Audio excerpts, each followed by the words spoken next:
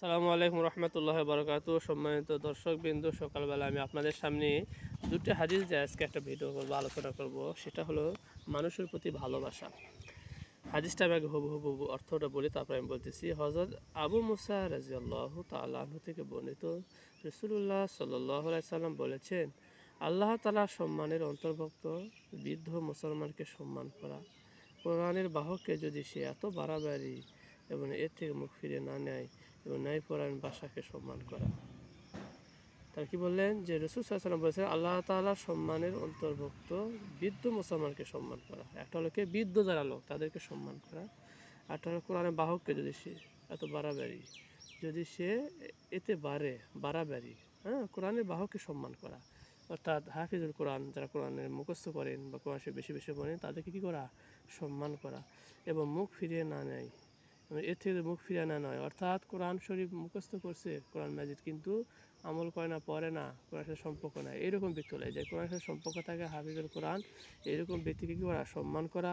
এবং যারা সমাজের মধ্যে সৎ বিচারক অথবা ন্যায়পরায়ণ বাদশা, দেশের ন্যায়পরায়ণ বাদশা, ভালো বাদশা, রাজা মন্ত্রী, তাদেরকেও সম্মান করা।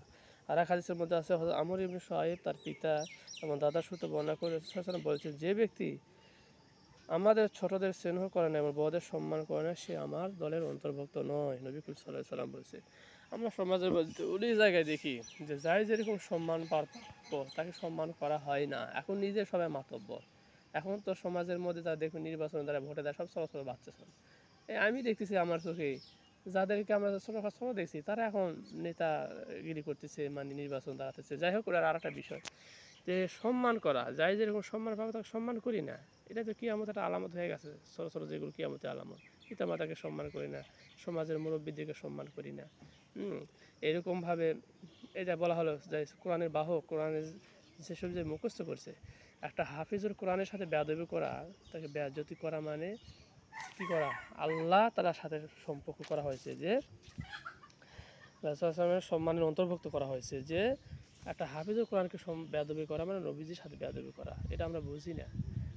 কারণ তার সিনার মধ্যে কোরআন শরীফ আছে, তাকে অপমান করা, বেয়াজ্জতি করা, এটা তো কোরআন শরীফকে মানে পরোক্ষভাবে বেয়াদবি করা হলো, এটা আমরা জিনিসটা আমরা খেয়াল করি না। এরকম সমাজের মধ্যে অহরহ দেখা যায় যারা ছোটো তাদেরকে আমরা তুই তুই করে বলি। আচ্ছা, এখানে বলা হলো ছোটোকে স্নেহ করা, ছোট বাচ্চা হলেও তাকে তুমি তুমি বলতে হয়।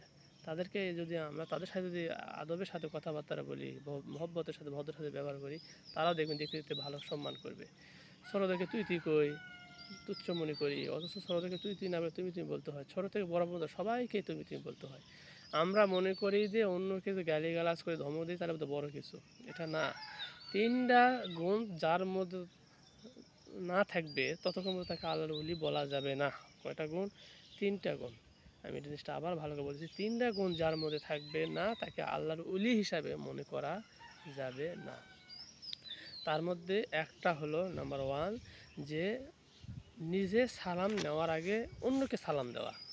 কথা ভালো করে মনে রাখবেন, নিজে সালাম না নেওয়া, চিন্তা না করা, অন্যকে সালাম দেওয়ার ফিকির করা।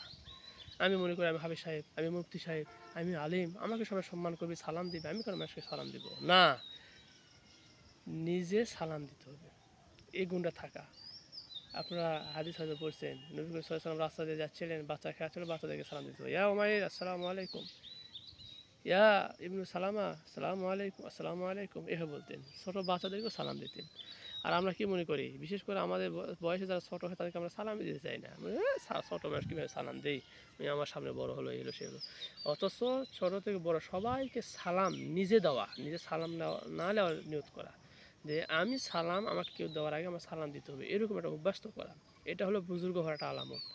আর একটা আলামত কি, যে নিজে কম খাওয়া অন্যকে বেশি খাওয়া না। আমাদের মুফতি হারুন সাহেব বলতেন পোষা মাদ্রাসায়, যে বুজুর্গ ওই সময় পর্যন্ত তাকে বলা যাবে না একই প্লেটে 4-5 জন খাচ্ছে কিন্তু অন্যকে না খেয়ে সে বেশি বেশি খাওয়ার চেষ্টা করতেছে, এইরকম যার মধ্যে তাকে বুজুর্গ বলা যাবে না। বরঞ্চ একই জায়গায় খাচ্ছে, সে কম খাচ্ছে অন্যকে বেশি খাওয়াচ্ছে, নিজের হকটা কম দিচ্ছে অন্যকে বেশি দিচ্ছে, নিজে কম দিলে অন্যকে ভালো দিচ্ছে, এরকম গুণ থাকা, এটা যার মধ্যে থাকবে তাকে আল্লাহর ওলি বলা হবে, বুজুর্গ বলা যাবে। আর একটা হলো কি, নিজেকে সবসময় ছোট মনে করা। কথাটা খুব ভালো করে মনে রাখবেন, আমি কথা বলতে আমার শরীরের মধ্যে অন্যরকম ফিজ হচ্ছে। নিজেকে সবসময় ছোটো মনে করা, এই নিজেকে সবসময় ছোটো মনে করতে যা হয়তো আপনাকে অনেকে বাচাল বলবে, অনেকে পাগলও হয়তো বা বলবে, অনেকে বলে কী রে নিজের মধ্যে একটা ইয়ে নেই, মানে একটা ক্যারিয়ার অর্জন করছে, তার মধ্যে সেই একটা ভাব নেই, এটা বলুক যাই বলছে আর বোকামি। নিজেকে সবসময় ছোট মনে করা, ছোট বাচ্চাদের মতো চলাফেরা করা। আর হাদিসের মধ্যে তোমরা এমনভাবে চলাফেরা করো যাতে তোমাদেরকে মনে করে ছোট বাচ্চা, শিশুদের মতো চলাফেরা করো। ছোট যারা বাচ্চা আছে 4, 5, 6 বছর, এদের মধ্যে কোনো হিংসা আছে বলেন? 3, 4, 5, 6 বছর যারা, তাদের মধ্যে কোনো হিংসা নেই। এরকমভাবে চলাফেরা করা, সাদা সিধা হবে, নিজেকে সবসময় ছোট মনে করা। কখনোই মনে করা যাবে না যে আমি অনেক বড়, আমার একটা ভাবি চলতে হবে, এরকম করতে হবে, গম্ভীর থাকতে হবে। অহংকার যদি কারো মনের মধ্যে ইচ্ছাকৃতভাবে বিন্দু পরিমাণ থাকে, একটা বলেছি কি ইচ্ছা একটা অনিচ্ছা, যে ইচ্ছাকৃতভাবে কারো মনের মধ্যে যদি কোনো একটা অহংকার ঢোকা যায়, এটা কিন্তু জাহান্নামে যাওয়ার লক্ষণ। এই জন্য সবসময় নিজেকে ছোট মনে করা। আল্লাহ পাক রব্বুল আলামিন এই 3টা গুণে গুণান্বিত করে বড়দেরকে সম্মান করা, ছোটকে স্নেহ করার মতো ক্ষমতা আল্লাহ আমাকে দেয়, সেই প্রত্যাশার উপরে আমি আমার ভিডিও শেষ করছি। সকল ভালো থাকবেন। আসসালামু আলাইকুম রহমতুল্লাহ।